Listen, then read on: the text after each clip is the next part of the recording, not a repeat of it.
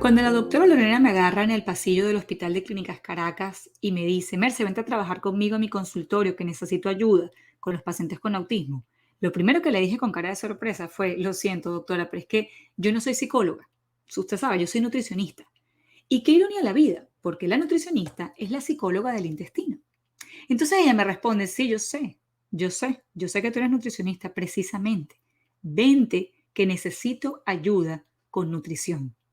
La verdad que me tardó mucho y para ser más sincera aún, muchísimo ir a verla.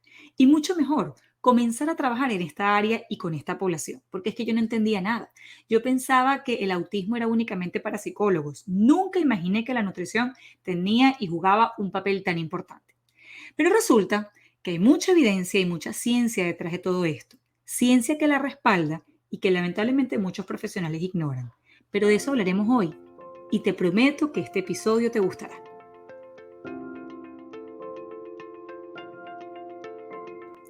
Bienvenida, mamá. Yo sé que estás aquí porque a pesar de que tu médico te dijo que no hay relación entre la dieta y el autismo, tú te hueles que la nutrición sí es una pieza importante, no solo para su desarrollo, sino para mejorar sus síntomas. Tú sabes que puedes hacer aún más por tu hijo especial. Yo sé, mamá, que tú sabes que el hecho de que tengan constipación, no duerman bien, no es normal. Así como que no coman o sean piquis y que lloren sin razón aparente, a pesar de que la gente a tu alrededor lo ha normalizado. Yo me imagino las miles de dietas que has leído y puedo suponer tu frustración al no saber por dónde empezar. Tú sabes que hay algo que tienes que cambiar en tu casa, además de las terapias, te lo dice tu corazón de madre. Tú estás aquí porque quieres saber la verdad acerca de la dieta y los niños especiales. Quieres saber cómo poder ayudar más a tu hijo en casa. Quieres tener razones válidas para tumbar las excusas que hasta ahora, es decir, hoy, te han mantenido alejada de buscar mucho más. Buen día y mucho gusto. Mi nombre es Mercedes Benadivas, nutricionista funcional diferente, y estoy aquí para que semana a semana te empoderes con información valiosa, basada en evidencia, y así juntas logremos nutrir a tu hijo especial para que obtengas la transformación que él necesita y muestre su mejor potencial. Aquí hablaremos con especialistas y discutiremos acerca de nutrición, suplementos, cambios de estilo de vida y así te sientas confiada y segura en este trayecto y recorrido nutricional. Espero que esta información, te nutra lo suficiente y te aporte conocimientos nuevos que puedas poner en práctica todos los días de tu vida en tu casa, con tus hijos. Así que buen provecho. Y antes de que te vayas, recuerda descargar la guía que he preparado para ti y las otras formas en las que puedo ayudarte. Revisa por aquí abajo en este episodio que te estaré dejando esos links.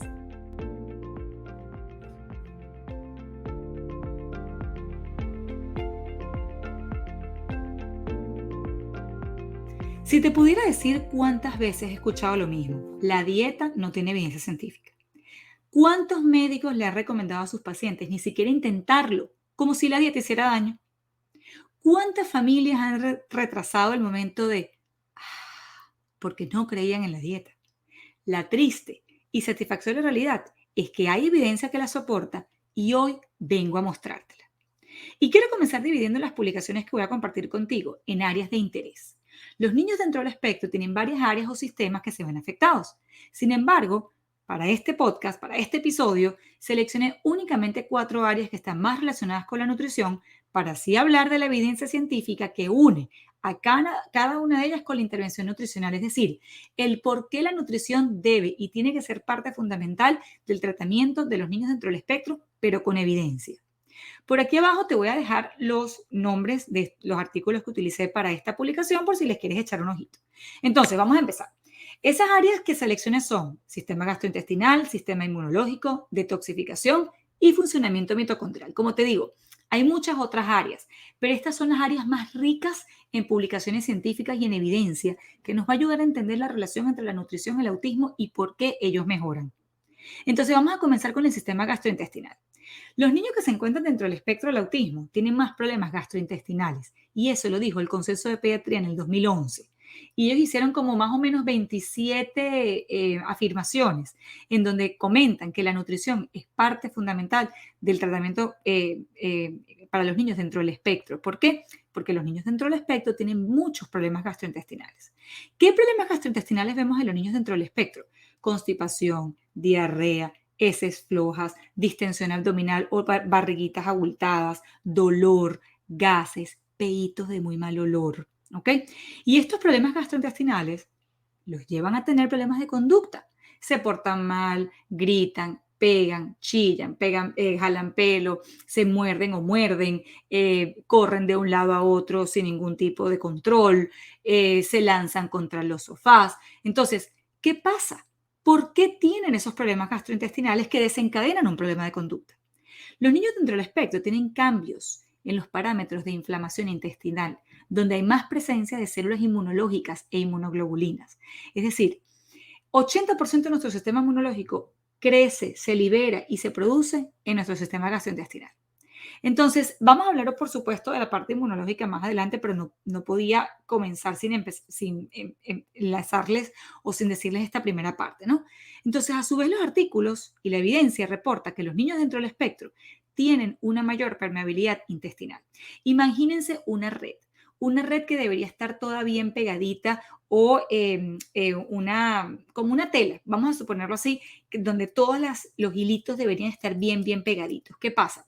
En los niños dentro del espectro, esa telita o esa red está mucho más laxa, está mucho más abierta.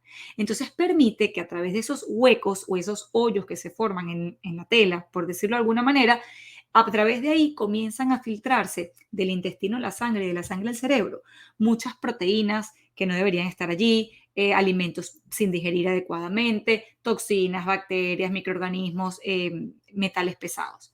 Además de esa permeabilidad, es decir, que ese intestino esté mucho más laxo y que no esté construido o su superficie o su estructura no esté rígida, causa también que hayan deficiencia en la enzima o en la liberación de todas aquellas enzimas para digerir.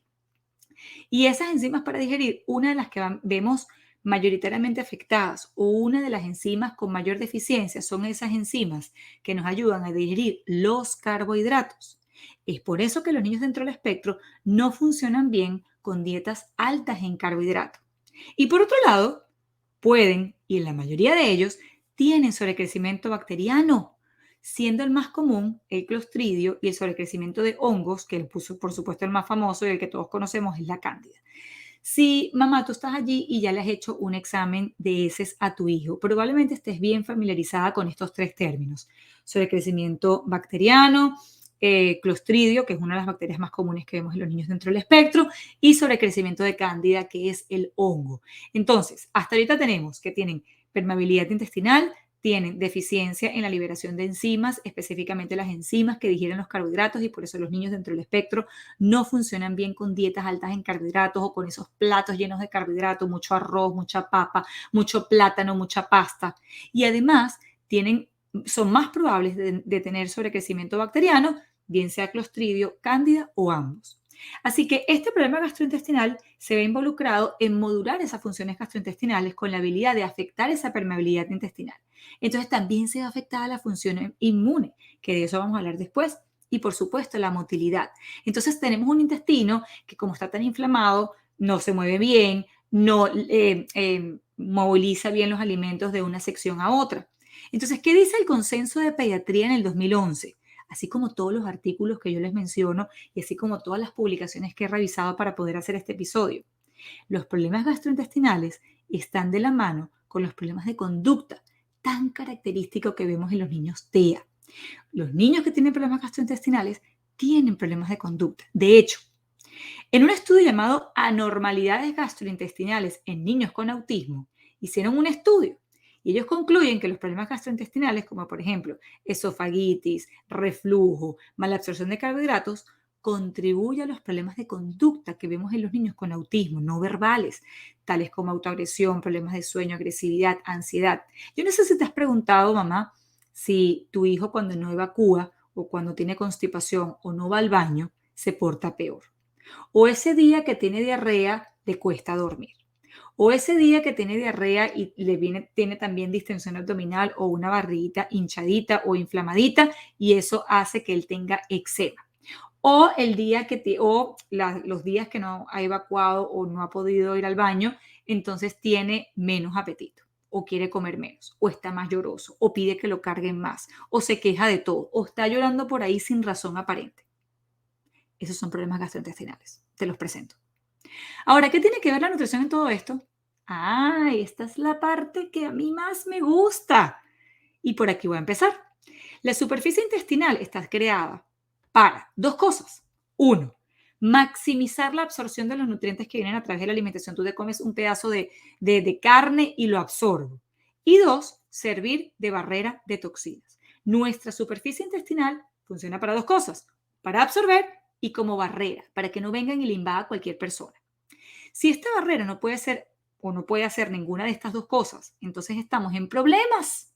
Y esto es lo que llamamos y conocemos como inflamación. Si mi barrera intestinal no puede absorber, si mi barrera intestinal no puede servir, perdón, si mi superficie intestinal no puede absorber y no puede servir de barrera, va a producirse inflamación. Y esta última, inflamación, puede ser mediada por factores como la inmunoglobulina E, que es la alergia, o la sensibilidad alimentaria. Si alguna vez, en algún momento de la vida, le has hecho un examen de sangre a tu hijo para determinar las alergias, te sugiero que lo revises y vas a ver que alergia viene denominada por la inmunoglobulina IgE de elefante. Y si tu mamá le has hecho un examen de sensibilidades alimentarias a tu hijo, probablemente estés viendo que ella está mediada por la IgG de gato como sensibilidad alimentaria.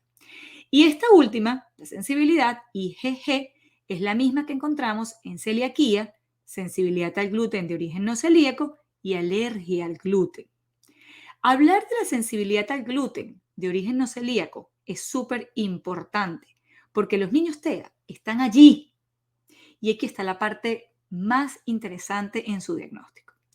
Les cuento, hay un estudio que se hizo en Milán que habla acerca de la diferencia entre celiaquía, sensibilidad al gluten de origen no celíaco y alergia al gluten. Celiaquía todos lo conocemos. Tengo alergia al gluten, tengo alergia a los productos que tienen trigo y por lo tanto debo eliminarlos. Punto. Pero ¿qué pasa con las personas que tienen, o los niños en este caso, que presentan los mismos síntomas de celiaquía y cuando tú le haces el examen salen negativos? Quiero que sepas que el 70% de los niños dentro del espectro están en esta categoría, sensibilidad al gluten de origen no celíaco. Es decir, que tú le haces los exámenes de sangre, salen completamente negativos, pero el niño sigue teniendo síntomas. Y aquí es donde es importante la agudeza clínica y el ojo clínico del médico. ¿Por qué? Porque a pesar de que en sus exámenes de sangre salga negativo y sus síntomas sigan arrojando luces de una posible celiaquía, a pesar de que los exámenes dicen que no, estos son los niños que tienen que aplicar tratamiento dietético independientemente de los resultados del laboratorio. ¿Por qué? Porque hay una clasificación que se hizo en Milano hace mucho tiempo en donde dice que ellos son categorizados como sensibilidad al gluten de origen no celíaco y esos son los más difíciles de diagnosticar. Y aquí está el autismo, aquí está el autismo, aquí está la esquizofrenia, aquí están los obsesivos compulsivos y aquí están muchas de las enfermedades mentales que se te pueden estar apareciendo en este momento en tu cabeza. Por eso es importante la agudeza clínica. Ahora, para poder enlazar toda esta información, no puedo seguir sin antes explicar el concepto e importancia de los opioides. Los opioides, se los voy a explicar, se los voy a leer exactamente como lo dice la literatura y después se los voy a explicar. Los opioides son productos intestinales tóxicos que afectan el desarrollo del cerebro. Y ellos tienen similitud con la morfina, sí, la misma morfina que se toman los drogadictos. ¿Qué pasa? Estos opioides, al llegar al sistema nervioso central, al llegar al cerebro, en español, lo mantienen dopado y lo mantienen alejado de poder, en el caso de los niños, aprender, funcionar adecuadamente, estar concentrado, estar atento, seguir instrucciones, estar feliz y llevar a cabo sus actividades normales del día a día. Algunos autores han propuesto que el autismo puede ser causado por el efecto de los opioides derivados de los alimentos del intestino al cerebro. Resulta que hay alimentos que producen se producen o producen opioides, esos opioides llegan al cerebro y mantienen a estos niñitos dopados. Resulta que esos opioides vienen del gluten y de la caseína y por eso se llaman gluteomorfinas y casiomorfinas. Es decir, ese pedacito de proteína o esa partícula de proteína que se encuentra en el trigo, que es el gluten, se termina convirtiendo en un opioide, por eso se llama gluteomorfina. Ese vaso de leche que tú te consumes, que tiene caseína, esa caseína se termina convirtiendo en casiomorfina. Ambos se pueden medir en orina. Entonces, en condiciones normales, estos opioides externos, porque vienen de la dieta, serían digeridos por las enzimas que se liberan en el intestino, en especial una enzima que se conoce como DPP4. Sin embargo, los niños dentro del espectro no tienen esta enzima. No tienen la enzima DPP4. Esta es la enzima que ayuda a pulverizar y eliminar del sistema gastrointestinal al gluten y la caseína. Pero este 70% de la población que se encuentra en esta categoría de sensibilidad al gluten de origen no celíaco no tienen esa enzima. Por lo tanto, la gluteomorfina y la casiomorfina terminan llegando al cerebro produciendo los mismos efectos que causa la morfina de mantenerlos dopados. Entonces, ¿qué pasa? El consumo de estas proteínas causa mucha más inflamación intestinal, que ya la mencionamos, y empeora la condición del intestino permeable, que también lo mencionamos. Entonces, estas dos condiciones, inflamación e intestino permeable, facilitan el paso de estos opioides, causando el exceso de ellos a nivel sistémico y a nivel cerebral. Y a su vez la inflamación empeora aún más la liberación de enzimas. Y esto mismo sucede en la enfermedad celíaca, así que cuando hay un aumento en la inflamación más la disminución en la liberación de enzimas, hay un exceso de opioides. Y esa es una de las teorías que se encuentran detrás del autismo. Pero la cosa no termina allí, porque el efecto de estos opioides tienen efectos tanto a nivel gastrointestinal, sistémico, como neurológico. A nivel gastrointestinal, estos opioides que vienen del gluten y la caseína producen constipación, dolor, cambios en los movimientos peristálticos, es decir, que o se mueve muy rápido produciendo diarrea o se mueve muy lento produciendo constipación. ¿Quién dijo sí a todos? Neuronales, afecta el desarrollo cerebral, se hacen más resistentes al opioide, entonces piden más quesito, piden más pancito, piden más leche, porque necesitan más para poder sentir el mismo efecto. Ese es el efecto de la droga, es igualito el drogadicto. El drogadicto comienza probándolo y después necesita más y más y más para poder sentir ese éxtasis que le produce la droga. Tienen problemas de aprendizaje y comunicación. ¿Quién dijo sí a todos? Entonces, ¿de dónde vienen estos opioides? Del gluten y la caseína. Y estudios han identificado la presencia de estos opioides en orina. Por eso este estudio, que además hace la revisión de otros, concluye que esta es una de las razones por las que los niños con autismo que se ponen en dieta para eliminar estos opioides mejoran su comportamiento y sus síntomas. Porque si tú quitas estos opioides que llegan a través de la dieta, sanas el intestino, tienes menos constipación, menos diarrea, menos dolor, menos distensión, menos gases, entonces yo voy a tener menos comportamientos disruptivos y me voy a empezar a comportar bien y voy a empezar a sentirme más feliz. Entonces, ojo, esta teoría no solo es válida para autismo, sino para todas aquellas condiciones que cursen con problemas en el neurodesarrollo y con otros problemas de condición mental, como lo habíamos hablado al inicio. Fíjate, no te puedo mencionar la cantidad de mejoras que yo he visto en los padres o en las familias cuando siguen planes de alimentación sin gluten y sin caseína y cuando hacen un cambio de alimentación en general. Porque como te dije en uno de mis episodios, no es únicamente gluten y caseína, es toda la alimentación. Los cambios que yo he visto en los padres han sido mayor contacto visual, mejoras en el lenguaje, mejoras en la comunicación, en la socialización, mejoras y resolución de los problemas gastrointestinales, niñitos que venían a la consulta utilizando Miralax 2 o 3 o hasta 5 veces a la semana pasan a simplemente no usarlo y botarlo a la basura. Niñitos que se pegaban o se pegaban o pegaban a otros, se jalaban el pelo o les jalaban al otro, se pegaban en la barriguita, se lanzaban contra los sofás, buscaban presión, ¿ok? Se ponían en forma de puente en el piso, no prestaban atención en las terapias, comienzan a hacer todo ese tipo de cosas. De hecho, hay estudios que concluyen que los niños con TEA son sensibles al gluten por naturaleza y por eso es que su barrera intestinal sana cuando los eliminas de la dieta, al igual que los lácteos. De hecho, se menciona a la gliadina, que es el componente clave del gluten, el que produce estos efectos, y es por eso la justificación de una dieta libre de gluten, por eso mejora el intestino. Y es por eso que mi primer escalón es limpiando la dieta en mi programa Cambia la Nutrición y Cambia el Autismo de tu Hijo, que te voy a dejar por aquí abajo el link para que lo revises. Entonces, concluyendo hasta acá, estos opioides causan inflamación y más intestino permeable que elevan opioides causando problemas sistémicos y a nivel cerebral. Una barrera intestinal sana y recuperada a través de la dieta y eliminando las fuentes de estos opioides que le afectan más, evitará la digestión de estos, quienes además levantan al sistema inmunológico, mucho más de él en un minuto, y produce efectos a nivel del sistema nervioso central. Entonces, hasta aquí hemos finalizado la parte gastrointestinal. Tenemos inflamación, tenemos deficiencia de enzimas digestivas, especialmente los carbohidratos. Los niños dentro del espectro no tienen la enzima DPP4, que es la que el ser humano necesita para poder digerir el gluten y la caseína. Además de eso, tenemos un intestino permeable y tenemos la teoría de los opioides.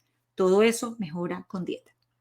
Así que ahorita vamos a pasar con el sistema inmunológico, que créeme, me fue muy difícil desligarlo del sistema gastrointestinal, o mejor dicho, hablar de ellos como si el sistema gastrointestinal y él no estuvieran íntimamente casados, pero lo están. Entonces vamos a comenzar. Hay las enfermedades autoinmunes, es cuando el sistema inmunológico no reconoce a los componentes propios del cuerpo y los comienza a atacar. Es un ataque, es un autoataque. Y quiero comenzar hablando del sistema de las enfermedades autoinmunes, perdón, porque esto es un punto importante en las madres, inclusive antes de pensar en quedar embarazadas. Entonces, las enfermedades autoinmunes es un autoataque inmunológico de tu cuerpo contra tu propio cuerpo.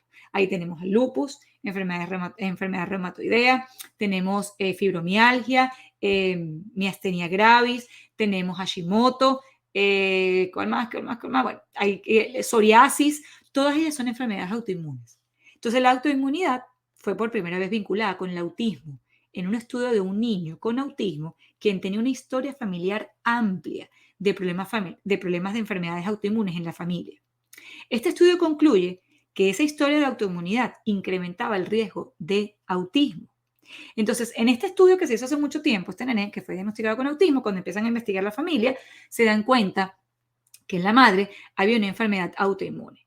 Y eso fue lo que hizo que este nene tuviera más probabilidades de tener autismo. Sin embargo, hoy en día, gracias a el área o el estudio de la nutrigenómica, que es el efecto de la alimentación y del ambiente y del estilo de vida en los genes, hoy conocemos y hoy sabemos que your genes are not your destiny anymore. Tus genes no son tu destino final. Es decir, si tú haces cambios de estilo de vida, haces cambios de alimentación, cambias y modificas el ambiente en donde vives, tú tienes la capacidad y tus genes y tu cuerpo tienen la capacidad de no tener que manifestar esa condición o esa enfermedad. Al mismo tiempo se encontró que madres quienes fueron diagnosticadas con asma o alergias en el segundo trimestre del embarazo tienen doble probabilidad de que su niño tenga autismo. Otra vez, la salud de la madre es muy importante. Y ahorita quiero hablarles del estudio de una doctora que además tuve el placer y el honor de conocer en persona, que es la doctora Judith Van der Water. Un apellido fácil. Entonces, en el estudio de la doctora Van der Water, ella comenta varias cosas. Así que déjame comenzar por un factor que ustedes han escuchado mucho seguramente, que es la IgG o la inmunoglobulina G, que es la que hablamos en el sistema anterior gastrointestinal acerca de las sensibilidades alimentarias. Bueno, los niños dentro del espectro tienen desbalance en los niveles del IgG, lo cual podría ser considerado un indicativo de una enfermedad autoinmune o mayor susceptibilidad a infección. Y seguro esto te suena duro en tu oreja, porque es muy común de ver que los niños TEA se enferman mucho. Bueno, ellos tienen una susceptibilidad inmunológica. ¿Y de dónde viene ese desbalance de la hemoglobina G? De la dieta. Ya lo mencionamos en el sistema gastrointestinal, que el consumo de gluten y caseína están involucradas en este desbalance de la IgG. Por supuesto, el estilo de vida. Por supuesto, la salud de la madre también tiene un efecto muy importante en esta susceptibilidad inmunológica. Nuevamente, en este estudio de la doctora Judith, estudiaron la mucosa intestinal y encontraron linfocitos, que es nuestra cuenta blanca, en duodeno, ilion y colon, así como linfocitos periféricos en pacientes con TEA. Y problemas gastrointestinales, quienes más promovieron la producción y liberación de más citoquinas inflamatorias. Es decir, el sistema gastrointestinal, la mucosa intestinal de los niños TEA, tienen, como yo les dije anteriormente, el 80% de nuestro sistema inmunológico se produce, se crea allí. En los niños TEA hay más células blancas en esa mucosa intestinal y eso hace que se genere mucho más inflamación. Por eso es tan importante cuidar la dieta, para evitar que estos linfocitos o esta cuenta blanca se altere inclusive mucho más. Ella misma dice que se encontraron anticuerpos. Los anticuerpos son aquellas células inmunológicas de defensa en nuestro cuerpo. Es decir, tú fuiste expuesta al virus Che, entonces tú vas a crear memoria al virus Che, para que cuando vuelvas a estar expuesta al virus Che, pues no te vuelva a dar. Entonces, ellos encontraron anticuerpos hacia ciertos alimentos en específico, como la caseína y la gliadina, que es el componente del gluten. Y se han encontrado también anticuerpos contra ciertas bacterias. Así que ella concluye que infecciones bacterianas y la molécula de la caseína o de la leche pueden modular el proceso autoinmune del autismo. Es decir, que la dieta, nuevamente, aunque te canses de mí, es el componente más importante que modifica y modula el sistema inmunológico de estos niños y por eso ellos se enferman tanto también. Ella también dice que estos antígenos o moléculas de la dieta pueden atravesar la mucosa mucho más fácilmente y llegar al cerebro. ¿Por qué? Porque la mucosa intestinal o esa barrera está dañada, está mucho más laxa, lo que hablamos del intestino permeable. Y allí, a su paso, causa inflamación. Y al mismo tiempo, ella sugiere que hay un mecanismo de detoxificación en el intestino que no funciona bien y por eso los problemas cognitivos. Para eso hablaremos más adelante en la sección de detoxificación con un artículo que les traigo del doctor Richard Dett que me encanta. Entonces, tenemos problemas autoinmunes en la madre, diagnósticos de alergia o de eczema en la madre en el último trimestre del año. Una mucosa intestinal mucho más afectada, donde libera más cuenta blanca, hace que esa mucosa sea mucho más susceptible a infecciones y esa es una de las razones por las cuales los niños dentro del espectro se enferman mucho más. Y aquí tenemos a la dieta como el mayor de los disparadores. Entonces seguimos. Ella dice que el empeoramiento de los síntomas y las conductas típicas que vemos en los niños dentro del espectro es inducido por el consumo de ciertos alimentos, especialmente aquellos que contienen gluten y caseína, y que ella ha visto mejoras cuando se aplica la intervención nutricional. Al mismo tiempo, la doctora Judith comenta que los niños TEA que reciben intervención nutricional con dietas sin gluten y sin caseína muestran una menor infiltración de la cuenta blanca en biopsias intestinales comparados con aquellos que no reciben dieta. Por si tenías la duda de que la dieta funciona. Entonces uno entra aquí y uno entra como que, cónchale, pero ¿por qué esto no lo sabe todo el mundo? ¿O por qué esto no lo sabe mi médico? ¿O por qué no leen? Esa siempre es mi mayor queja. ¿Por qué no leen? Porque si yo lo puedo leer, nadie lo puede leer. Y no solamente yo. Todos los que trabajamos en esta área, que la defendemos a capa y espada, porque definitivamente la nutrición es la pieza fundamental en los niños que se encuentran dentro del espectro. Y la nutrición es precisamente aquel modulador inmunológico y modulador gastrointestinal, dos de los sistemas que vemos más afectados en los niños con TEA. Entonces, al mismo tiempo, ella misma vuelve a resaltar la importancia del concepto de los opioides, quienes también generan sustancias que producen inflamación. Entonces, hay inflamación, más inflamación, más inflamación. Igualmente, estos problemas autoinmunes o inmunológicos se observan en niños con problemas del neurodesarrollo y no únicamente autismo. Recuérdense del concepto de enfermedades, sensibilidad al gluten de origen no celíaco, que no solamente afecta al autismo, sino inclusive esquizofrenia, obsesivos compulsivos o cualquier problema de salud mental. Entonces, sigamos con la detoxificación. Hay varios artículos, pero en esta oportunidad te quiero mencionar el artículo del doctor Richard Dett. ¿Por qué? Porque este artículo precisamente une la parte gastrointestinal con la detoxificación. Este profesor de farmacología, se enfoca actualmente en entender la relación entre el estatus de antioxidación y las reacciones que se observan en el autismo, pero también en otras condiciones neurológicas como el ADHD, que es el déficit de atención, esquizofrenia y Alzheimer. ¿Cómo se me puede olvidar el Alzheimer? De hecho, hoy en día, no sé si ustedes han escuchado, pero el Alzheimer es considerado el autismo del adulto mayor. Y detrás del Alzheimer se han encontrado problemas en el control metabólico del azúcar por años, o sea, esos pacientes que no controlan su azúcar por años tienen mucho más probabilidad de tener Alzheimer, y contaminación con aluminio. Así que él destaca en su publicación en el 2019, que eso es bastante reciente, que esa cantidad abrumadora de padres que reportan mejoras cuando comienzan a eliminar el gluten y la caseína. Entonces sugiere que hay un proceso metabólico, por decirlo sencillo, que no está funcionando bien en los niños dentro del espectro y tiene sus raíces en el sistema digestivo.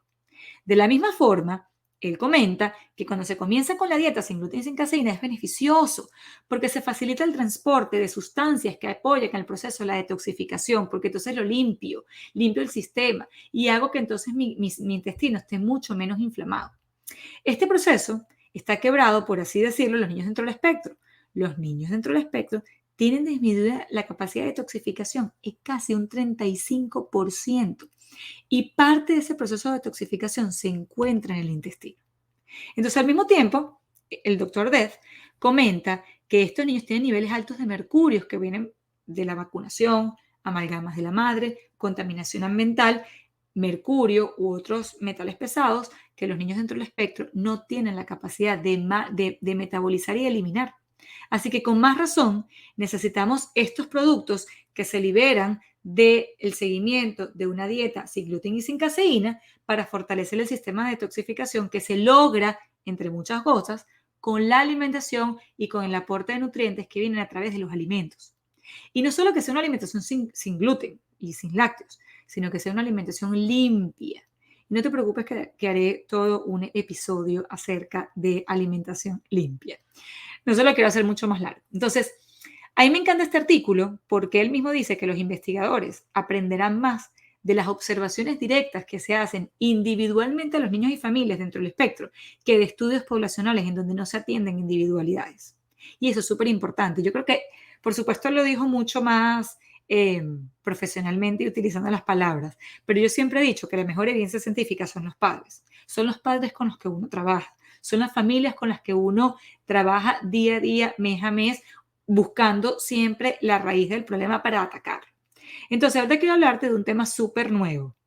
No sé por qué dije nuevo, pero es nuevo porque yo lo he hablado con muchas personas y me siento que vengo de la estratosfera. Y es acerca de la relación entre la deficiencia de folato, la intervención nutricional, la deficiencia de folato a nivel cerebral y el autismo. Sí, el folato o lo conocido vulgarmente o popularmente como el ácido fólico. Un porcentaje alto de niños que se encuentran dentro del espectro cursan con deficiencias de folato a nivel cerebral. Es decir, que el ácido fólico, vamos a llamarlo así para que todos lo puedan entender, realmente es folato, pero se conoce popularmente como el ácido fólico. Entonces tenemos que los niños que se encuentran dentro del espectro tienen deficiencias del ácido fólico a nivel cerebral. Se resulta que el receptor de folato, resulta que ese folato o ese ácido fólico no se pega al receptor y para que ese receptor lo reconozca, ese receptor debe estar limpio. Eso es así como el efecto llave-cerradura. ¿Ok? Entonces, cuando la llave y la cerradura no encajan, pues no se abre la puerta. Esto es exactamente lo mismo. Si el folato no se puede unir a su receptor, esa puerta no se abre. Entonces, se ha identificado anticuerpos, ya ustedes saben lo que es anticuerpos, que agreden a estos receptores, por lo tanto, disminuye el folato que pasa al feto y por ende a su cerebro. Entonces, la mamá come ácido fólico, pero ese receptor está dañado o no sirve o no lo reconoce, entonces ese ácido fólico o el folato no pasa al bebé y por ende del bebé no pasa al cerebro. Estos anticuerpos son prevalentes, o sea, vamos a llamar anticuerpos así como agentes agresores de ese receptor.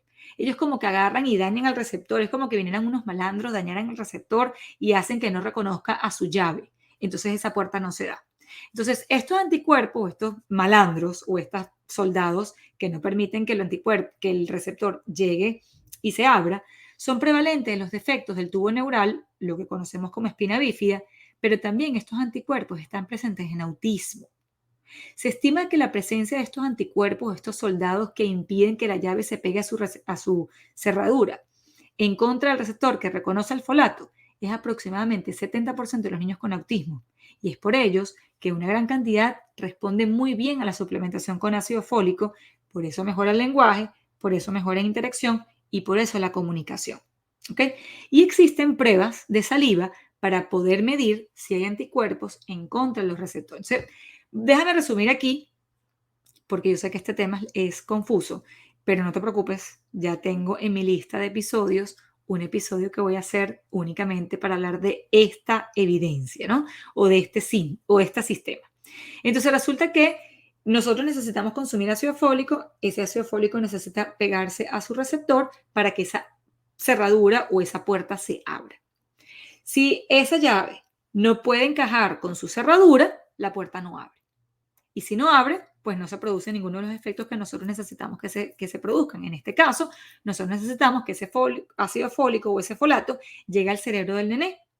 Entonces, cuando nosotros limpiamos a esa cerradura y hacemos que estos dos se conozcan nuevamente o encajen, entonces el niño empieza a recibir el ácido fólico. Por eso es que la suplementación con ácido fólico en los niños dentro del espectro es muy beneficiosa y por eso mejoran interacción, lenguaje y comunicación.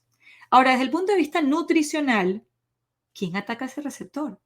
¿Quiénes son esos malandros o quiénes son esos soldados que se pegan al receptor y hace que no reconozcan el ácido fólico? ¿Qué estaría comiendo la madre y posteriormente el niño que afecta la unión del ácido fólico o folato a su receptor? Y es que sus deficiencias se traducen en problemas para el habla, regresión, problemas en la comunicación y mayores estereotipos. ¿Qué se te ocurre a ti? ¿Qué alimento crees que consume la madre, posteriormente consume el niño, que tapa a este receptor? La leche. Pues resulta que la leche de vaca o cualquier otro mamífero tiene una parte que se parece mucho al receptor de folato que tenemos nosotros en nuestro cuerpo. Entonces, así como se parecen, cuando tomas la leche de vaca, esa unidad se pega al receptor haciendo que nuestro folato natural, que viene de la alimentación o inclusive de la suplementación, no pueda pegarse al receptor porque hay un intruso que se parece a mí tratando de abrir la puerta. Y comenzamos a ver lo que ya vemos en los niños dentro del espectro, problemas de lenguaje, comunicación, interacción social y estereotipos. La leche tiene un componente que se parece mucho al folato natural que nosotros consumimos de la alimentación. Esa leche se pega a ese receptor y cuando mi ácido fólico va, de lo más bello, a unirse a ese receptor, él no se puede unir. Y cuando eso no pasa, entonces el niño tiene problemas en la comunicación, en el lenguaje, interacción social y estereotipos. Otra de las muchas razones por qué la dieta es importante en los niños dentro del espectro. 70% de los niños dentro del espectro tienen este problema. Entonces, cuando eso sucede así, y tú eliminas la leche, comienzas la suplementación, entre otros cambios de la intervención nutricional, el niño mejora. Es por eso que la intervención no es únicamente suministrar ácido folínico, sino eliminar la leche de vaca. De nada sirve dar suplementación si esa suplementación no se va a poder pegar al receptor. Para que entonces ese receptor esté disponible para el ácido fólico que sí necesita el cerebro de estos niños. Entonces, en un estudio donde se eliminó la leche por unos 6 meses, se observa que los niños mejoran en sus comportamientos. Pero cuando se reintegra todas estas ganancias que habían ganado, valga la redundancia, comienzan a perderse y comienzan a aparecer todos los déficits neurológicos. Los niños que tienen este problema, los niños que tienen esta, por decirlo así, esta mutación genética en sus receptores de ácido fólico, necesitan un plan de alimentación libre de lácteos de por vida.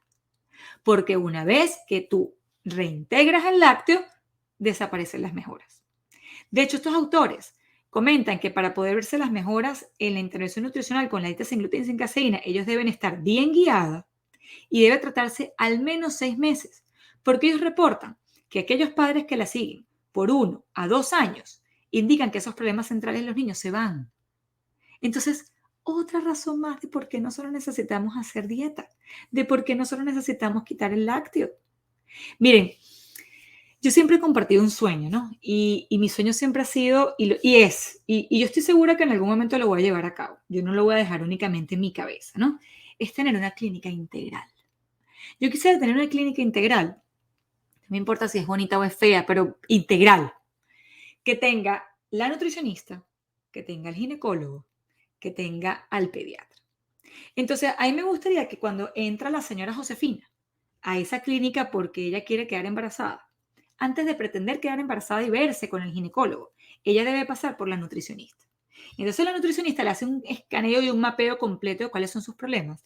Ah, bueno, la señora Josefina tiene sobrepeso, tiene obesidad, tiene problemas de azúcar, tiene eczema, tuvo alergias de chiquita, tuvo problemas gastrointestinales o tiene amalgamas dentales, etcétera. Entonces ahí se le hace una limpieza, como un lavadito que se le hace a los carros. Cuando a la señora Josefina la arreglamos, esa señora Josefina dice, ok, ya estoy lista, ahora sí puedo quedar embarazada. Entonces ella va a pasar al señor o al doctor José, ese es el ginecólogo. Entonces cuando ella pasa al doctor José, el doctor José ya entiende, tiene la historia de Josefina, que sabe que ella tuvo 1, 2, 3, 4 problemas, y entonces a esa señora Josefina hay que tratarla de una manera diferente. Y luego esa mamá da a luz, la señora Josefina da a luz, y del doctor José va a pasar al doctor Mario. Entonces, en el doctor Mario, que ya tiene la historia del doctor José y que tiene la historia de la nutricionista Mercedes, entonces el doctor Mario va a tratar a ese bebé de una manera diferente, porque sabe que viene de una madre de alto riesgo. Ese es mi sueño. Me encanta. Ojalá lo pueda cumplir. Así que bueno, aquí espero que les haya quedado claro la importancia no solamente de la intervención nutricional, sino la importancia de la dieta y la evidencia científica que existe. Yo sé que hoy fue un día largo y fue un episodio largo, pero considero que fue nutritivo. Tienen la necesidad de compartir esta información con ustedes. Ustedes lo merecen saberlo. Es mucha la frustración que sentimos las madres, porque yo también soy madre, cuando los médicos niegan esto. Y aquí saqué 10 artículos y saqué las cositas más importantes de cada uno de ellos. Y yo sé que hay más, te lo juro que hay más. Entonces, ¿qué vas a hacer con esta información? ¿Cómo te sientes de saber todo esto? Yo no puedo ver tu cara, pero me la puedo imaginar. Así que por aquí abajo te voy a dejar el nombre de cada uno de los artículos que utilicé para que le eches un ojito, en el caso que le quieras echar un ojito. Te voy a dejar el link de mi programa Cambia la nutrición y cambia el autismo de tu hijo para que comiences limpiando la dieta de todas aquellas cosas que te mantienen alejada de tener un niño mucho mejor, alejada de tener un niño sin síntomas, alejada de tener un niño que puede funcionar perfectamente a nivel social, en el colegio, en tu casa, con los amigos. Y te voy a dejar también el link de la miniserie de autismo para que la puedas revisar. Así que muchísimas gracias por estar acá. Me encantó tenerte y espero que esta información haya sido de muchísimo provecho para ti. Que tengas un bello y feliz día y semana.